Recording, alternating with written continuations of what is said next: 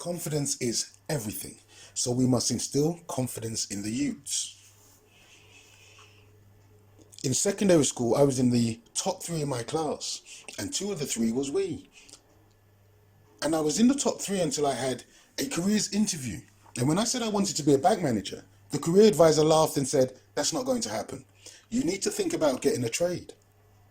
He destroyed my ambition and made it clear that no matter my academic ability and aptitude, society had a place for me, and it wasn't where I wanted to be. And this is how they beat our ambition. This is how they destroy motivation and drive, how they undermine one's purpose and strip away of confidence. And the same thing happens to this day.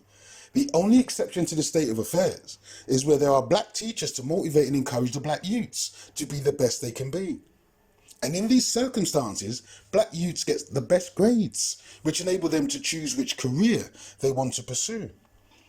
So black teachers are a positive influence for the youths, especially the males. And the opposite is also true.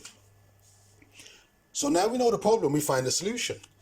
There are 3 strategies that can be implemented immediately. The most important is to fill your child with confidence in self. Encourage, support, and uplift your child. Instill the right mentality, the right ideas, and the right idea of self.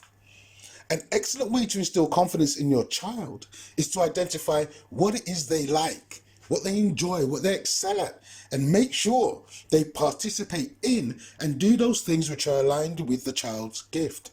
That is the single best thing you can do for your child. Last summer, I saw a tram go by, and I saw a young brother about 11 flying down the street. He was moving so quickly, I thought he's going to catch that tram, and I wanted to see him do it. And as I watched, he stopped by a woman and handed her a bank card.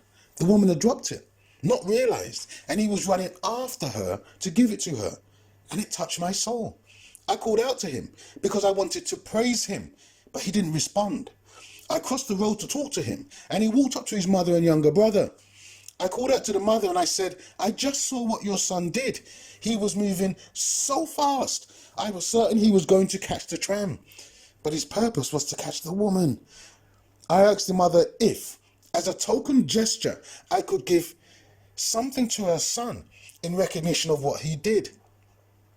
And after I insisted, she allowed me to give him a token. So I gave him some gold and I praised him for his deed. And I said to his mother, "His gift is running. Encourage and support him in that, because he has the potential to be a sprint champion." And I hope she does. The second strategy is to inform your children of what they'll experience in primary or secondary school so that they're aware. That awareness acts as a buffer, because when it happens, the child expected it or anticipated it, and so knows how to act when it happens. Let me elaborate. If you know your child is experiencing difficulties under the system, it makes sense to sit your child down and explain why he or she is being singled out, labelled, put in detention, or being sent home from school. Explain why, because when you explain why, the why makes him wise. And then you educate him on how to act in those circumstances. You see, because the child doesn't understand what is happening and why, all they perceive is the unfairness of him or her being singled out for something when others are doing the same thing. So the child naturally reacts to the unfair treatment. But if you explain to the child the dynamics at play and tell the child not to react with anger or react by challenging and exposing the targeting of him or her by the teacher, you've now empowered the child by giving them the tools to deal with the situation.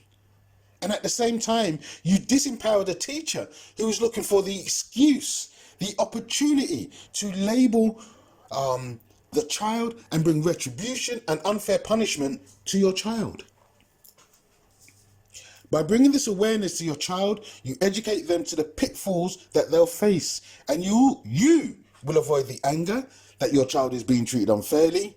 You will avoid the stress of knowing you have to attend the school and you're trying to express your view to the teachers, and then you're told that you're being aggressive. And you'll also avoid the stress of having to arrange last-minute childcare because your child has been suspended. No good comes from your child exposing the teacher. So be aware of this fact and teach your child how to act.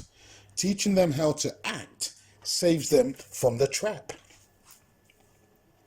The third strategy is to get them to understand that the school curriculum is literally a race. Curriculum means a race, or the course of a race. And that's exactly what it is. It's a race, a competition, and the winners and losers in the race have been predetermined. Now, this is not to say you cannot compete, but in this race, there are those running on the flat, and there are others who have hurdles and barriers to overcome before they reach the finish line. The majority are allowed to race unimpeded, but the minority not only have the hurdles and barriers to overcome, they're also impeded and given penalties because their hairstyle is wrong, their vest isn't tucked in, they're breathing too loudly, or they're running too aggressively. The course isn't designed for the minority. The course is designed for the majority. And along the course, there are many signposts giving instructions and messages. Whilst overcoming the hurdles, jumping the barriers, going through the water jump, the minority competitors are trying to process the messages, but they make no sense. They may be relevant or have no meaning. And when they ask what the message means, they're labelled as ill-disciplined and disruptive. I tell my nieces and nephews that they have to finish the race. A lot of the signposts and messages they're given over the course won't make any sense. They're meaningless, pointless, and are of no learning value. But the object of the race is to finish the course. A lot of the messages will not make sense, but to get the certificate, you have to be able to repeat back what you saw on the signposts. And that's the objective, because the curriculum is literally a race to the finish line. Thank you for watching. Please share and subscribe. More videos coming soon.